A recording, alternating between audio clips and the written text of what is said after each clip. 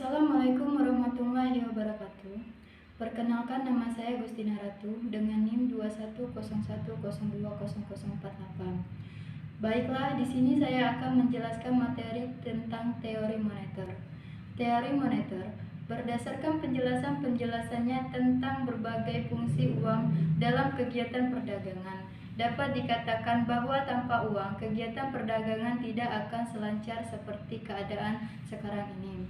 Dapat pula dikatakan bahwa uang dalam perekonomian memungkinkan dilaksanakannya spesialisasi dalam kegiatan produksi. Dan spesialisasi ini akan menaikkan produktivitas. Selanjutnya, perluasan pasar akan mengembangkan kegiatan ekonomi dan mendorong dilakukannya perkembangan teknologi. Teori kuantitas uang tradisional. Persamaan pertukarannya dinyatakan sebagai berikut. MP sama dengan PT, di mana M adalah uang beredar, P adalah kelajuan atau kecepatan uang beredar adalah tingkat P harga, dan T adalah jumlah barang-barang dan jasa-jasa yang diperjualbelikan di dalam suatu tahun tertentu. MPY sama dengan Y, di mana M adalah seperti persamaan yang asli yaitu uang beredar.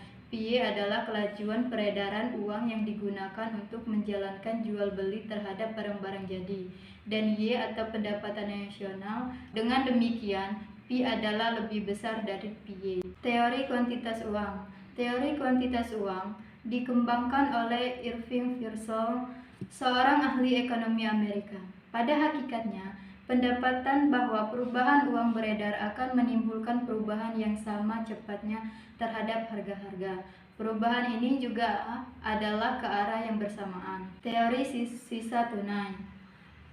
Alfred Marshall dari Cambridge University mengembangkan persamaan sisa tunai untuk menerangkan ciri-ciri perkalian di antara uang beredar dan tingkat harga.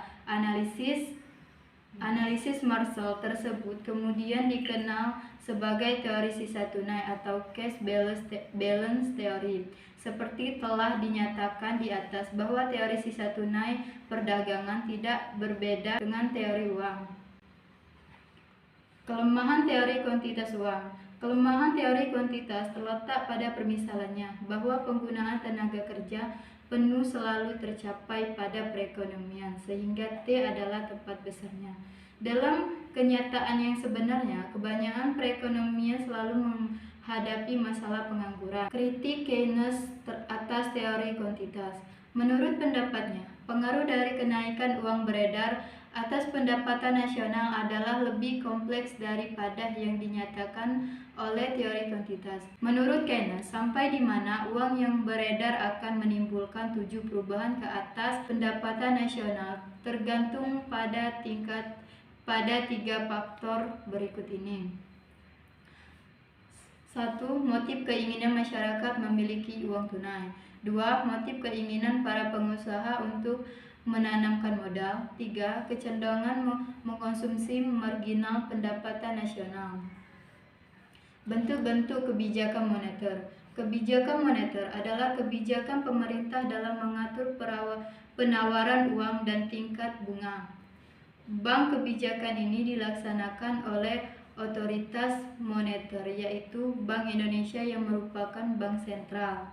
Kebijakan moneter dibedakan menjadi 2, yaitu kebijakan yang bersifat kuantitatif dan kebijakan yang bersifat kualitatif.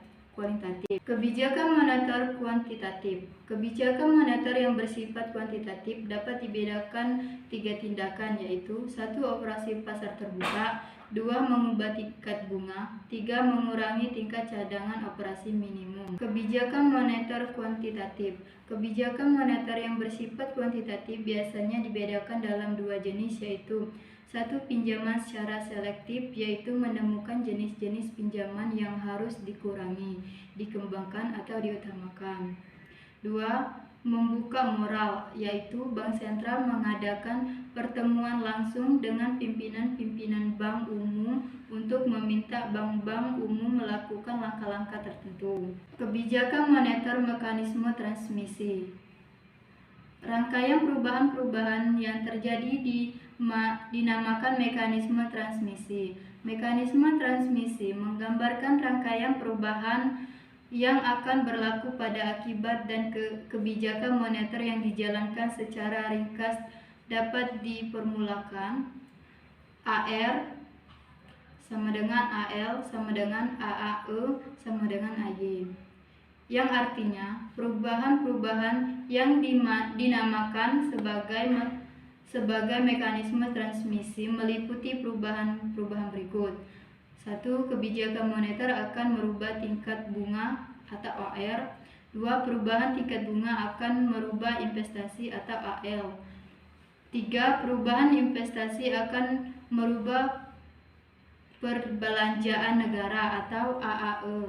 D. Perubahan pembelanjaan agregat akan merubah pendapatan nasional atau AY. Dan penggunaan tenaga kerja dalam perekonomian berdasarkan pada rangkaian perubahan-perubahan dalam perekonomian seperti digambarkan di atas.